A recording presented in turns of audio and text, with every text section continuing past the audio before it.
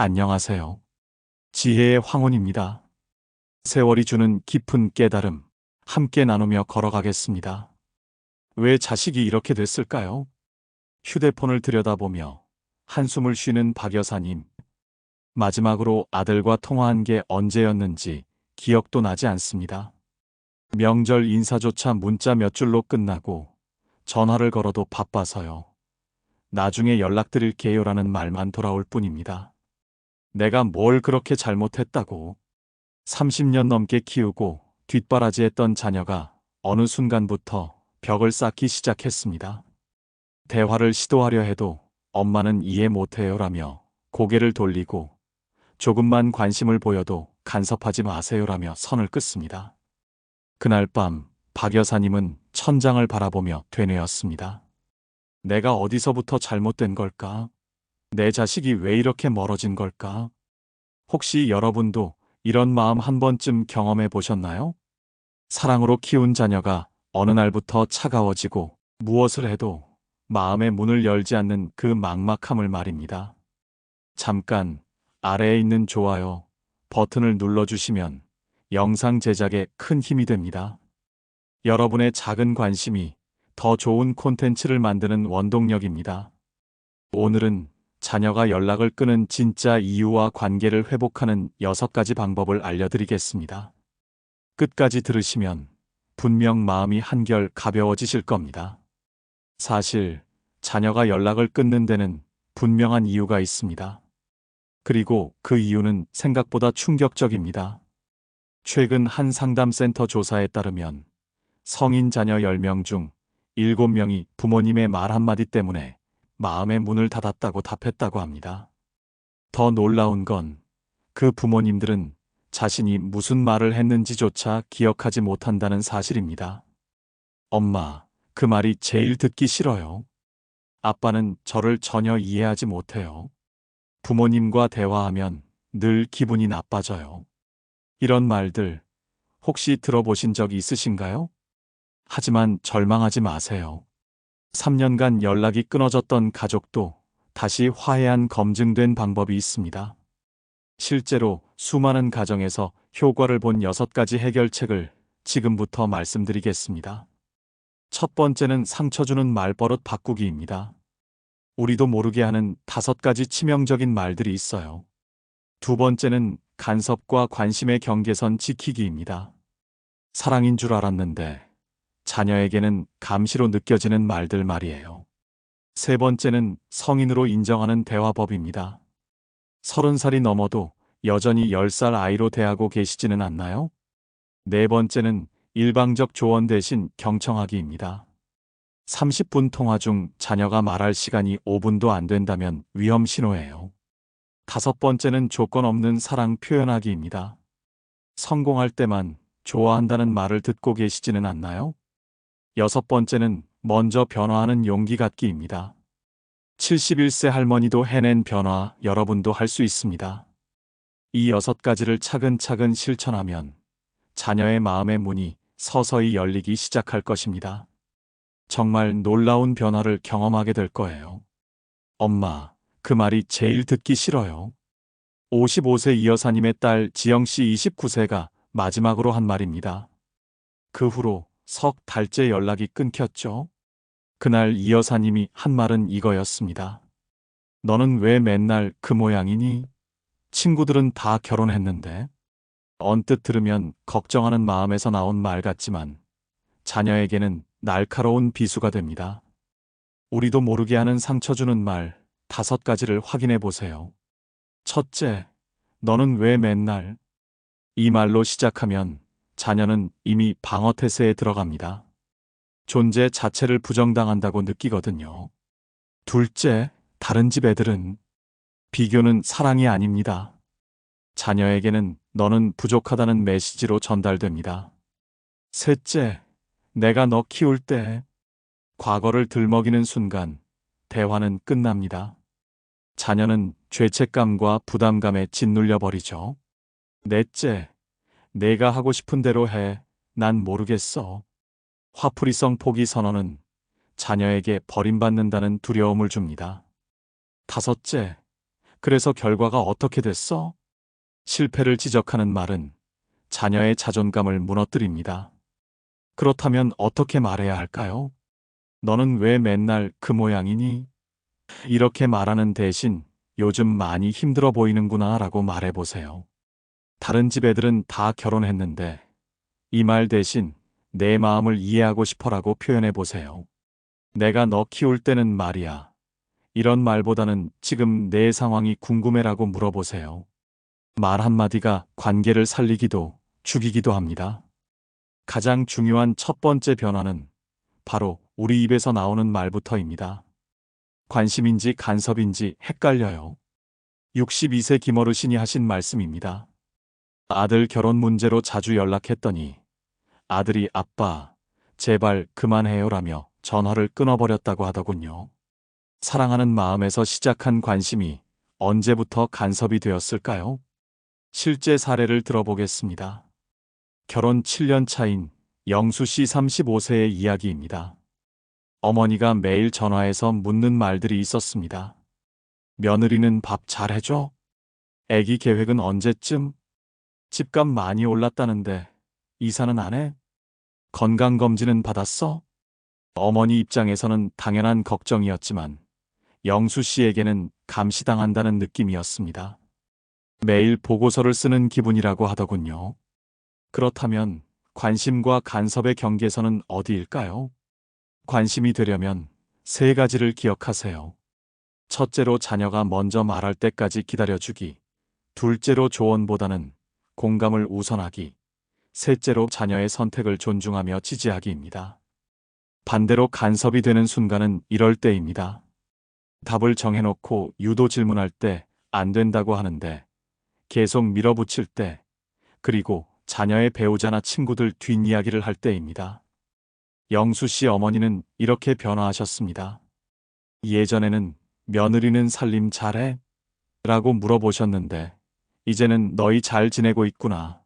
든든해 보여서 좋다라고 말씀하세요. 아기는 언제 가질 거야? 라는 질문도 너희 둘이 행복하면 그걸로 충분해라는 지지의 말로 바뀌었습니다. 6개월 후 영수 씨가 먼저 전화했다고 합니다. 엄마, 그동안 답답하셨죠? 사실은요. 라며 속마음을 털어놓더랍니다. 관심은 자녀의 마음을 열고 간섭은 자녀의 마음을 닫습니다. 한 끗 차이지만 결과는 천지 차이입니다. 그런데 정말 놀라운 변화는 이제부터입니다. 엄마, 저 이제 애 아니에요. 28세 된 딸이 어머니에게 한 말입니다. 하지만 어머니 마음에는 여전히 10살짜리 아이로 보였죠. 이것이 바로 많은 가정에서 벌어지는 핵심 갈등입니다. 부모는 여전히 아이로 보는데 자녀는 성인 대우를 받고 싶어 합니다. 실제 상황을 보여드리겠습니다. 30세 민수 씨가 겨울에 얇은 옷을 입고 나가려고 하자 어머니가 말했습니다. 밖에 춥다니까 옷 두껍게 입고 나가라. 민수 씨는 엄마 저 30살이에요 라고 답했지만 어머니는 30살이면 뭐가 달라? 내가 낳은 애인데 라고 하셨습니다. 이 대화에서 어머니는 30년 전 돌봄의 관성으로 말씀하신 거예요. 하지만 민수 씨에게는 자신의 판단력을 무시당한다고 느껴졌습니다.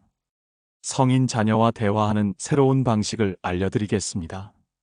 첫 번째 단계입니다. 권위적 지시를 동등한 제안으로 바꿔보세요. 빨리 결혼해라라고 명령하는 대신 좋은 사람 만나면 소개해줘. 함께 만나보고 싶어라고 해보세요.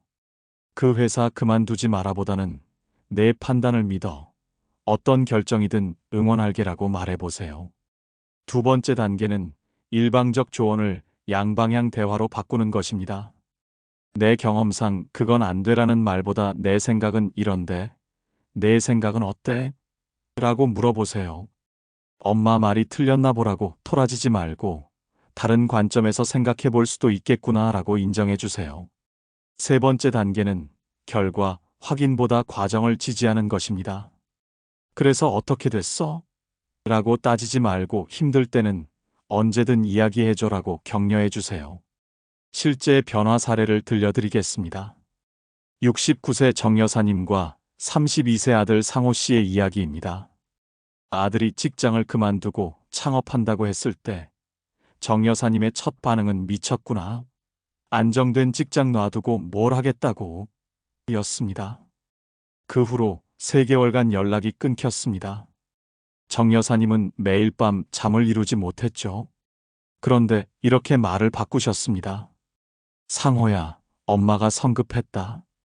내가 깊이 생각해서 내린 결정이겠지. 어떤 사업을 준비하고 있는지 들어보고 싶어. 일주일 후 아들에게서 전화가 왔습니다. 엄마, 사실 많이 무서워요. 그런데 정말 하고 싶은 일이에요. 그때부터 둘의 관계가 달라지기 시작했습니다. 어머니는 조언자가 아닌 지지자가 되었고, 아들은 숨기는 자식이 아닌 의논하는 파트너가 되었죠. 핵심은 이겁니다.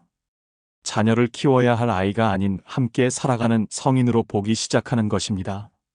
그런데 여기서 끝이 아닙니다. 더 중요한 나머지 3가지 방법이 남아 있거든요. 엄마는 맨날 자기 얘기만 해요. 26세 수진 씨가 친구에게 털어놓은 말입니다. 어머니와 30분 통화를 해도 수진 씨가 말할 시간은 5분도 안 된다고 하더군요. 많은 부모님들이 착각하는 것이 있습니다. 자녀에게 조언을 많이 해주는 것이 사랑의 표현이라고 생각하시는 거예요. 하지만 자녀가 원하는 건 조언이 아닙니다. 자신의 이야기를 들어줄 사람입니다. 실제 상황을 보여드리겠습니다. 직장에서 힘든 일이 있어서 어머니에게 전화한 은영 씨의 이야기입니다. 은영 씨가 말했습니다. 엄마, 오늘 상사가 저한테 너무 심하게 했어요. 그런데 어머니의 반응은 이랬습니다. 그러게 내가 그 회사 들어가지 말라고 했잖아. 그때 우리 동네 김씨네 딸이 다니는 회사로 가라고 했는데 안 듣더니. 그리고 직장에서는 말대꾸하면 안 되는 거야. 무조건 예의하면서. 은영 씨는 점점 말이 없어졌습니다. 위로받고 싶어서 전화했는데 오히려 더 마음이 상했거든요. 그렇다면 어떻게 들어줘야 할까요? 진정한 경청에는 3가지 단계가 있습니다. 첫 번째는 끝까지 듣기입니다. 자녀가 말하는 중간에 끼어들지 마세요. 그랬구나. 정말 힘들었겠다. 이런 맞장구만 쳐주세요. 두 번째는 감정부터 공감하기입니다. 문제 해결보다 감정을 먼저 알아주세요. 많이 속상했겠구나. 기분이 어떨지 충분히 이해해. 이렇게 말해주세요. 세 번째는 자녀가 원할 때만 조언하기입니다. 엄마 생각 들어볼래? 라고 물어보고 자녀가 원한다고 할 때만 조언해주세요. 실제로 변화한 사례를 들려드리겠습니다. 67세 박 여사님과 29세 딸 현아 씨의 이야기입니다. 현아 씨가 이직 고민을 털어놓았을 때 박 여사님은 평소와 다르게 반응하셨습니다. 엄마, 회사에서 스트레스가 너무 심해요. 예전 같으면 그러게 처음부터 꼼꼼히 알아보고 들어갔어야지라고 했을 텐데 이번에는 이렇게 말씀하셨어요. 많이 힘들구나. 어떤 부분이 제일 스트레스야? 현아 씨는 놀랐습니다.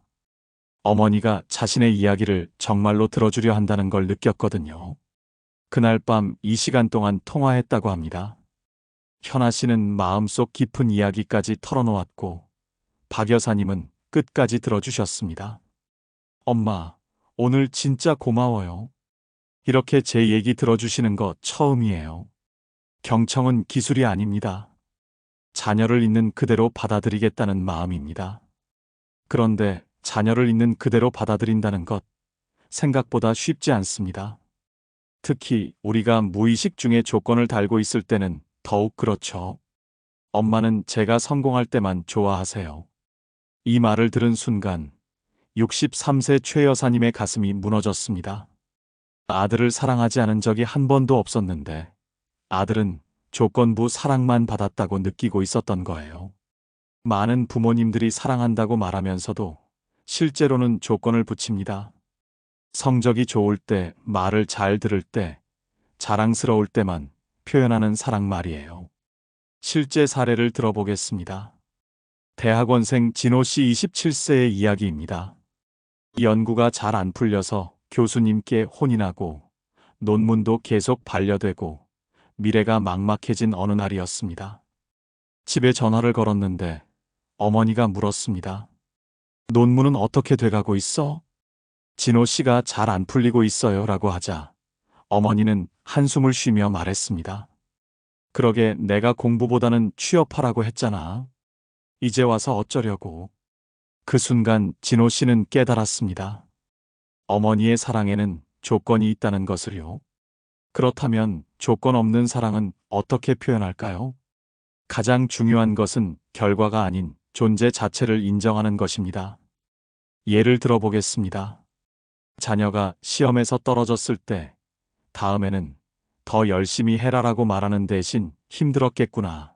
그래도 최선을 다한 너를 엄마는 알고 있어라고 말해보세요. 자녀가 실직했을 때 그러게 미리미리 준비하지라고 하지 말고 어떤 상황이든 너는 엄마의 소중한 자식이야 라고 안아주세요. 자녀가 연애에 실패했을 때 그 사람이 너의 진가를 모르는 거야. 더 좋은 사람 만날 수 있을 거야 라고 위로해 주세요. 실제 변화 사례를 들려드리겠습니다. 59세 김 여사님과 31세 아들 태준 씨의 이야기입니다.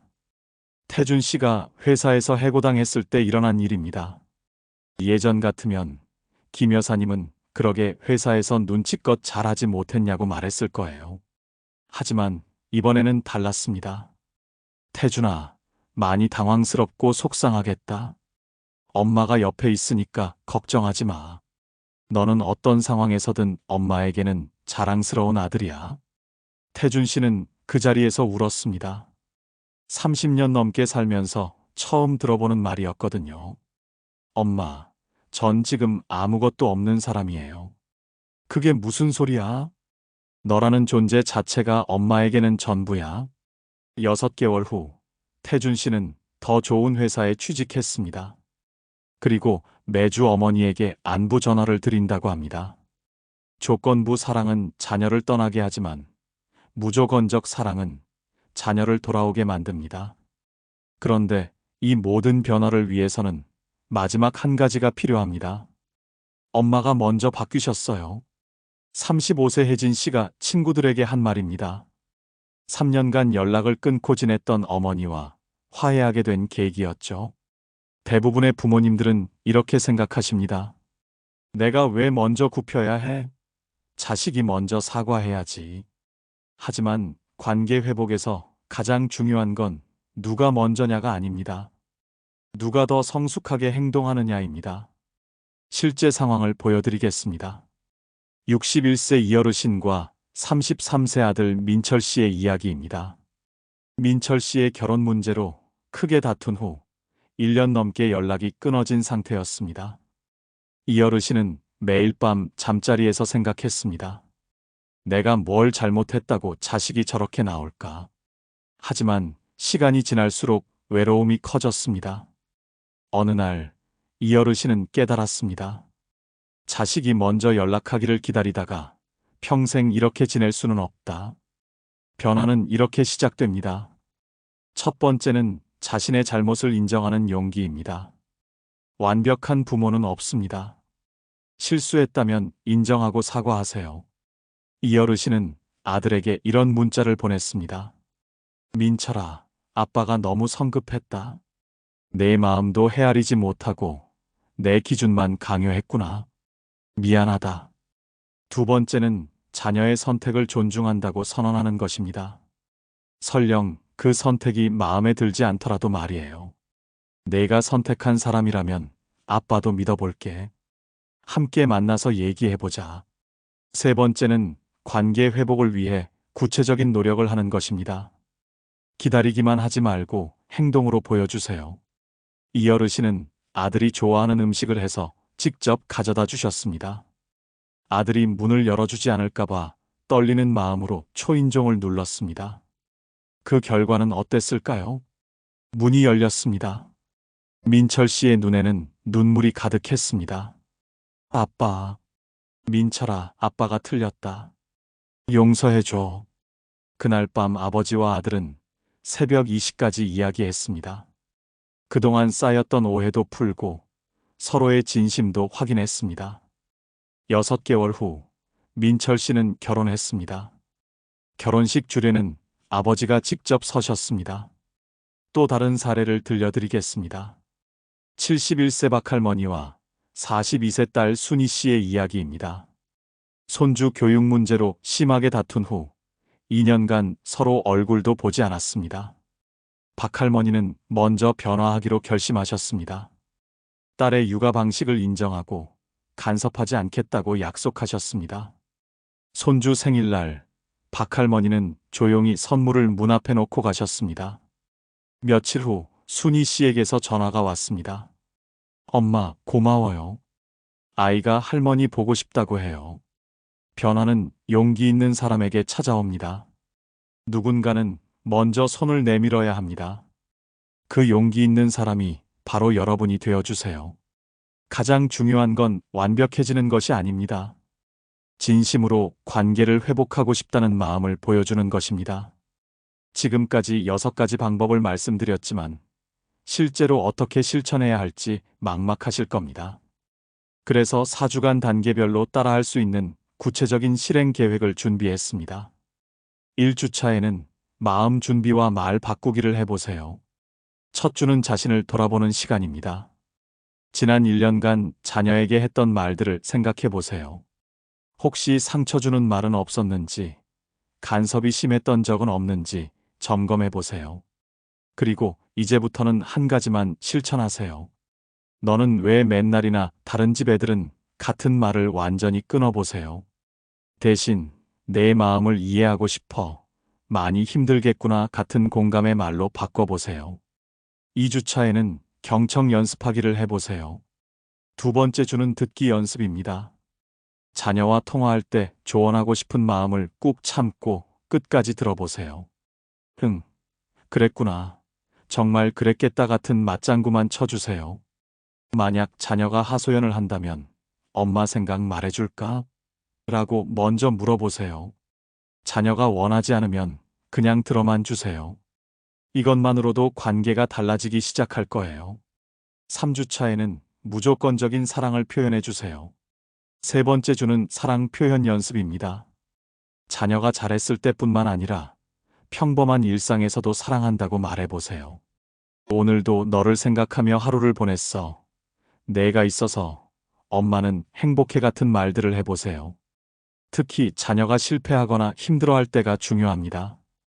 괜찮다. 어떤 상황이든 너는 엄마의 소중한 자식이야 라고 안아주세요. 4주차에는 용기 내어 먼저 다가가기를 해보세요. 마지막 주는 행동으로 보여주는 시간입니다. 자녀가 좋아하는 음식을 해서 가져다 주거나 함께 식사하자고 먼저 연락해 보세요. 만약 그동안 잘못한 부분이 있다면 진심으로 사과하세요. 엄마가 미안했다. 내 마음을 헤아리지 못했구나 라고 말해보세요. 매일 실천할 수 있는 작은 습관들. 아침에 일어나서 자녀를 위해 기도하거나 좋은 마음을 보내보세요. 자녀 사진을 보며 사랑한다고 말해보세요. 작은 것부터 시작하면 됩니다. 자녀에게 문자를 보낼 때도 공부해라, 조심해라 같은 지시보다는 오늘도 좋은 하루 보내렴, 내가 행복했으면 좋겠어 같은 따뜻한 메시지를 보내보세요. 중요한 것은 완벽함이 아닙니다. 처음에는 어색하고 실수할 수도 있어요. 그래도 포기하지 말고 계속 시도해 보세요. 진심은 반드시 전해집니다. 여러분, 오늘 이야기가 마음에 닿았기를 바랍니다. 혹시 지금 자녀와의 관계 때문에 마음이 아프신가요? 밤마다 천장을 바라보며 내가 뭘 잘못했을까 하고 자책하고 계신가요? 그 마음 충분히 이해합니다. 세상에서 가장 사랑하는 자녀가 멀어져 갈 때의 그 서운함과 외로움을 말이에요. 하지만 기억하세요. 늦었다고 생각하지 마세요. 관계 회복에 늦은 때란 없습니다. 진심으로 자녀를 사랑하는 마음이 있다면 그 마음은 반드시 전해집니다. 오늘 말씀드린 6가지 방법이 완벽할 필요는 없어요. 한 번에 모든 것을 바꿀 필요도 없습니다. 작은 것 하나씩 천천히 시작해 보세요. 내 마음을 이해하고 싶어라는 말 한마디부터 시작해 보세요. 자녀의 이야기를 끝까지 들어주는 것부터 해보세요. 사랑한다는 말을 더 자주 해보세요. 여러분의 진심 어린 변화를 자녀가 모를 리 없습니다. 언젠가는 자녀가 먼저 다가올 날이 올 거예요. 엄마 아빠가 달라지셨네요 하면서 말이에요. 그날이 올 때까지 포기하지 마세요. 여러분은 충분히 좋은 부모입니다. 단지 방법을 몰랐을 뿐이에요. 이제는 알았으니까 오늘부터 새롭게 시작해 보세요. 시청해 주셔서 진심으로 감사합니다. 오늘 이야기가 여러분의 마음에 작은 위로가 되었다면 아래에 있는 좋아요 버튼을 눌러주세요. 여러분의 작은 관심이 더 좋은 콘텐츠를 만드는데 큰 힘이 됩니다. 구독도 함께 해주시면 더 많은 분들이 이런 따뜻한 이야기를 들을 수 있도록 도와주실 수 있어요. 댓글로 여러분의 이야기도 들려주세요. 어떤 변화를 경험하셨는지, 어떤 고민이 있으신지 나눠주시면 함께 지혜를 모아보겠습니다. 오늘도 행복한 하루 되세요. 지혜의 황혼이었습니다.